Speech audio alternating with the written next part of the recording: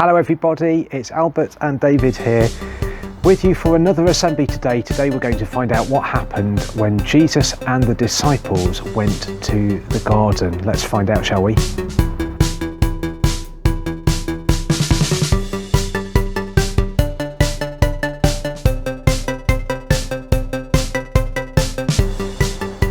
What garden was that? Well, it's the garden that they went to after they'd enjoyed their Last Supper together. The Last Supper, we were hearing about that last week, weren't we?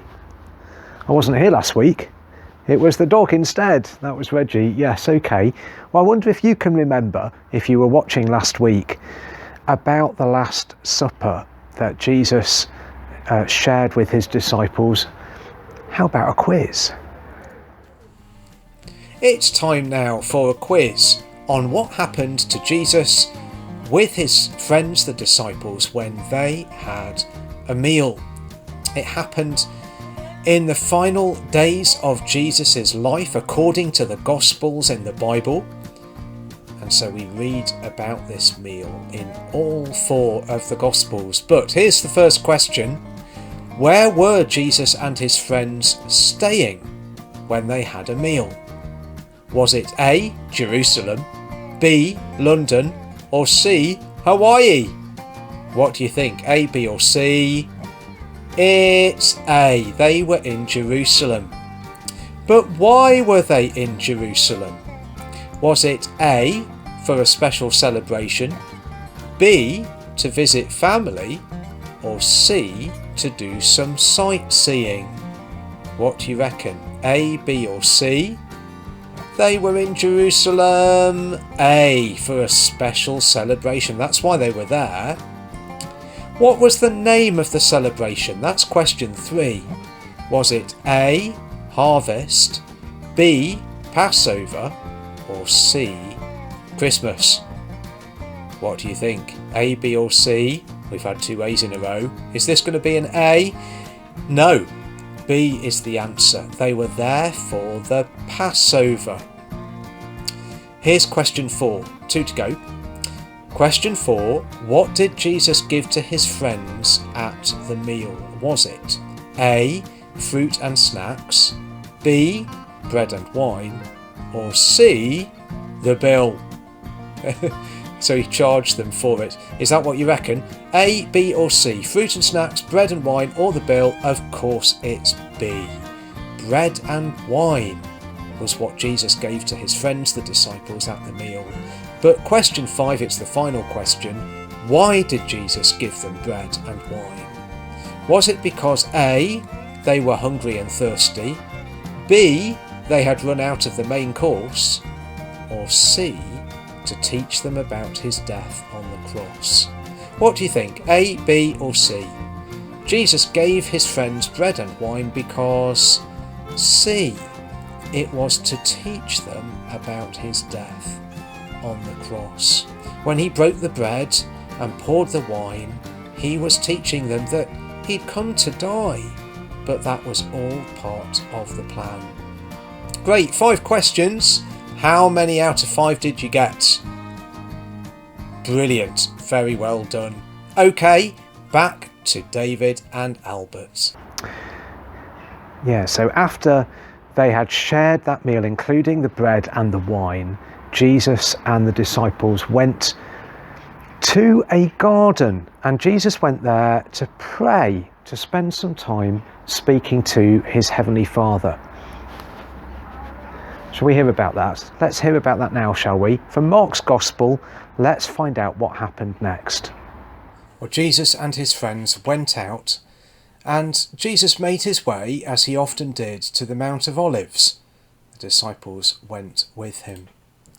When he came to the place known as the Garden of Gethsemane, Jesus said to his disciples, "Pray that you will not fall into temptation."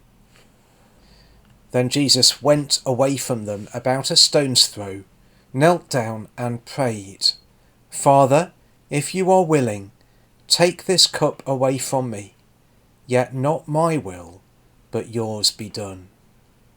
And in his anguish, Jesus prayed more earnestly, But then he came and found them sleeping and said to Peter, "Simon, are you sleeping?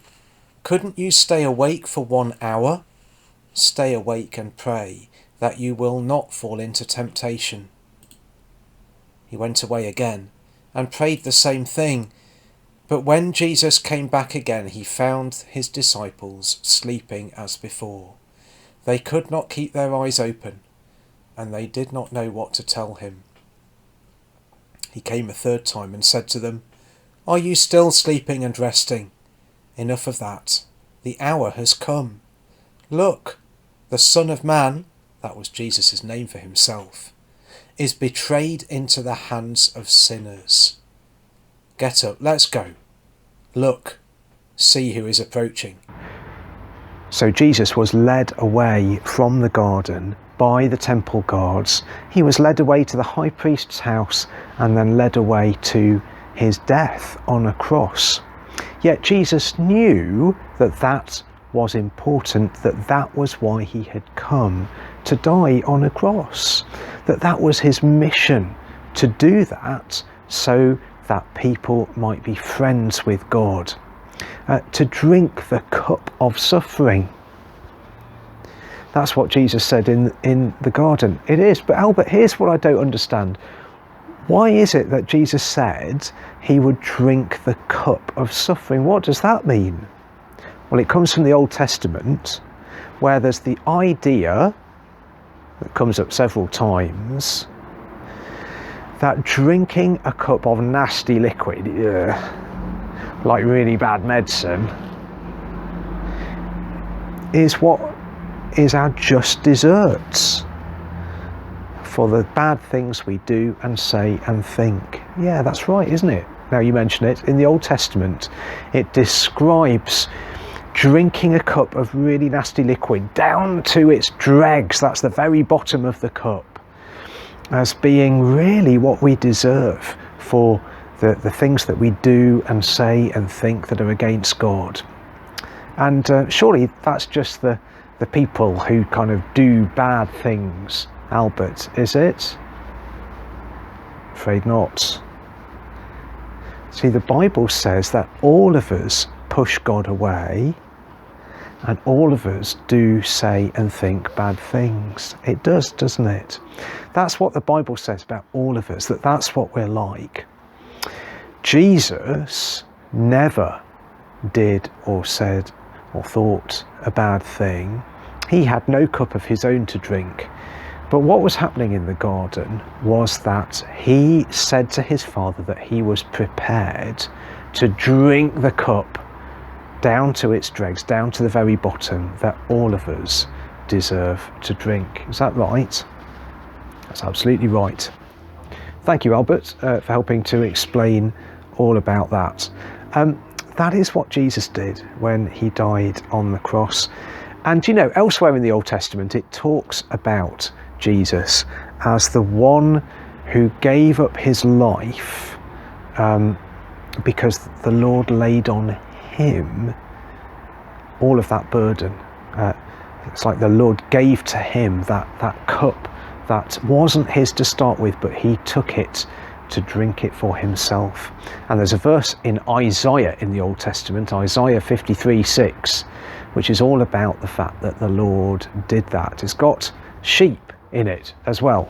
Sheep? Absolutely. Shall we have a listen? We've not heard this before. It's 53:6 and it's all about Jesus. Here we go.